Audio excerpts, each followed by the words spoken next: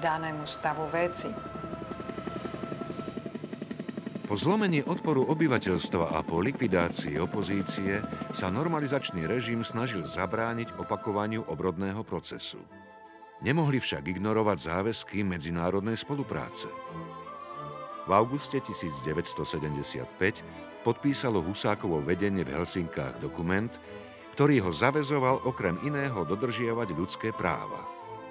V januári 1977 vzniklo občianske združenie Charta 77.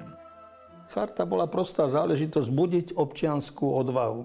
Že ty ako občan tejto krajiny si spolu zodpovedný za to, ako tá krajina vyzerá. Si spolu zodpovedný aj za ten režim, ktorý toleruješ. Odozva bola hysterická reakcia, samozrejme, pretože toto vedenie malo svoje skúsenosti zo 68. To bola pre nich nočná mora. Povzbudiť národ v nejakej verejnej diskuzii, lebo vedeli, že ten národ môže byť veľmi nebezpečný potom. Takže toto chceli hneď od začiatku zastaviť tým, že tie represívne opatrenia budú veľmi tvrdé a verejne známe.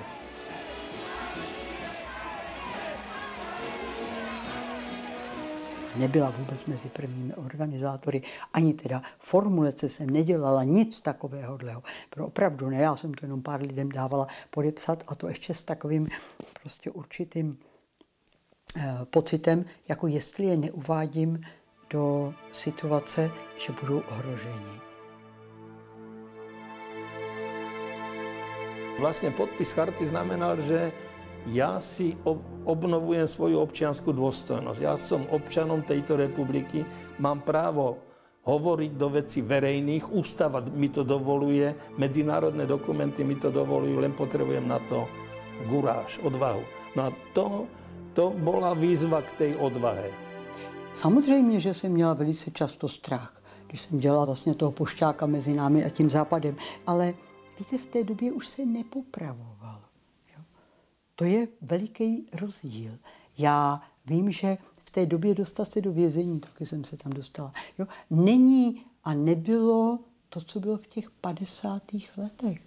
Ano, jo, to a ti soudruzi se jako vlastně vyvolávali jakoby ten přízrak těch 50. let, když teda se opravdu popravovalo, věšeli se lidi, utíkali, střílelo se na hranicích. To se jim nesmírně hodilo, protože tím de facto, jak si naznačovali, mohlo by se toto vrátit. Tým pádom, že som sa stal disidentom, tak som si mohol hovoriť otvorene, čo som chcel. Písať presne to, čo som si myslel. Mne kolegovia na fakulte povedali v istých okolností už po revolúcii: no Miro, tebe bolo dobre, pretože ty si mohol hovoriť to, čo si naozaj myslel. Ale my, ktorí sme zostali učiť, sme si mysleli to isté, čo ty, ale učiť a hovoriť sme museli niečo iné. Pre nás to bolo oveľa ťažšie. Tým, že som asi iná generácia, ja som to vnútorne ťažko vedel pochopiť. Pamätám si, ako Dominik Tatarka bol do konca svojho života rozhorčený. On žialil za stratou suverenity ako toho štátu, hovoril, že to je hrozné, že niekto proste mohol zradiť národ a štát tým, že pozval cudzie vojska.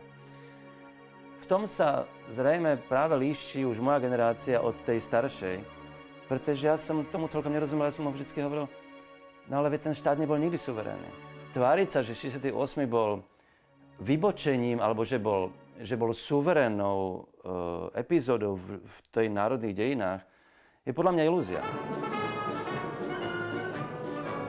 Mnohí z tých ľudí, o ktorých som videla, ako zmýšľali a o ktorých som si myslela, že zmýšľajú stále rovnako, tak zrazu vysvetlilo, že zmýšľajú úplne ináč. A že po niektorí dokonca vstúpili do komunistickej strany. A ja som zostala stále na tých svojich pozíciách tej spoločnosti, ktorú sme si mysleli, že ideme teda budovať. Stále boli vo mne tie 60. roky a stále vlastne som mala pocit, že my sme tá generácia, tá stratená generácia, ktorej ukradli budúcnosť, ktorej proste vám niečo ukážu a potom zistíte, že to je len vábnička, ilúzia. Otca obdivujem za to, že teda mal takú tú vnútornú silu. Proste normálne žiť. Napriek tomu, že môžu každú chvíľu prísť, že Dubček, poď s nami, ideš do basy a tak ďalej. No proste on jednoducho išiel, strihal tie stromky, okopával, išiel do práce, do obchodu. Proste tým nám dodával aj takej síly, akože žiť sa musí ďalej, že teda nemôžeme to vzdať.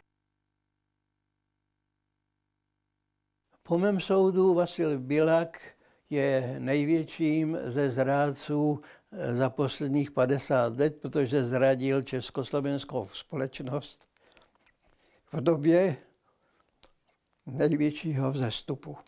V době největšího vzepětí, když se pokusili o tak velikou věc, jako bylo vybudování demokratického humánního socialismu. A může mě dát žalovat. Nevidím veľmi výrazné signály, že by tá spoločnosť túžila po tej slobode. Tak, ako to vidím v iných spoločnostiach, ktoré majú dejiny slobody ako svoje osobné dejiny. Poliaci majú dejiny slobody a boja za ňo. Ako kľúč k vlastnej identite. Oni majú vlastne projekt Čecha ako z Babelca. Slováka v podstate tiež, ale toho tak až nevnímajú. Ale pre nich je Čech synonymum z Babelca, ktorý to ale dokázal vždy nejako využiť. Ale je tam isté pohrdanie. Vidíte v iných národoch oveľa viac akoby tú schopnosť rozoznať proste to, ako je to dôležité, proste tá sloboda pre to bytie a pre ten národ. No, neviem, možno, že už budeme na veky proste trčať v tejto dedičnom hriechu našej vôle k neslobode, to neviem. Kedy už do frase budeme svojprávni a kedy konečne budeme robiť to, čo považujeme za dôležité, aby sme robili a teda uplatňovali aj naše práva. Kedy? Proste tá spoločnosť aj po tom roku 89 vôbec nepochopila tú slobodu. Správala sa rovnako neslobodne za Mečiara, aj za Dzurindu, aj dnes za Fica. Ešte stále sú tu v podstate ťažké okovy tej normalizácie. Celá tá generácia ešte má na tých nohách. Opäť sa boja prejaviť svoj názor, pretože to je ťažké. Pretože to nie je pohodlné. Keď vidí, že sa niečo deje, nejde volať po spravodlivosti. Radšej drží hubu, lebo nechce stratiť zamestnanie tak, ako v normalizácii. Čo je teraz v podstate tá hodnota? Ak skutočne sú to plné brúcha, ak sú to skutočne len plné mešce peňazí, tak potom na to nepotrebujeme vôbec žiadnu demokraciu, žiadnu slobodu. To skutočne sú úplne zbytočné ideály.